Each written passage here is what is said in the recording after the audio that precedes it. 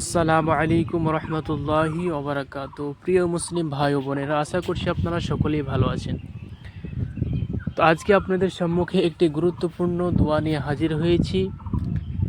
আপনারা সকলেই থাম্বনেল দেখে বুঝে গেছেন যে আমি কি দোয়া নিয়ে হাজির হয়েছি। হ্যাঁ, নতুন চাঁদ দেখলে আমাদেরকে দোয়া পড়তে হয়, সেটা আমাদের মধ্যে অনেকে জানে না। সেই জন্য আপনাদের সম্মুখে আজকে সেই দোয়াটি নিয়ে হাজির হয়েছি। আপনি যদি এই দোয়াটি পাঠ করতে পারেন, আপনি অনেক নেকির অধিকারী হবেন। তো চলুন আমরা দেরি না করে নতুন চাঁদ দেখলে কি দোয়া পড়তে হয় সেটি আপনাদের সম্মুখে একটু বলে দিই।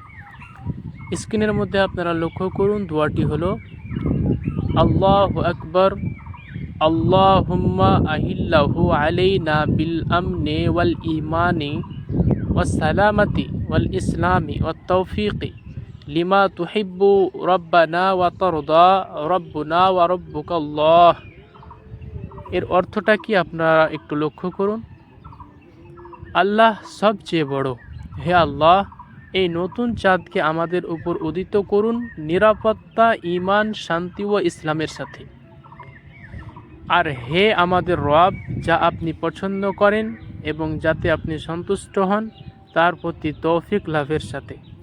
আল্লাহ আমাদের রব এবং তোমার, অর্থাৎ তোমাদেরও রব। তো এটি আপনার তিরমিজি শরীফের হাদিস।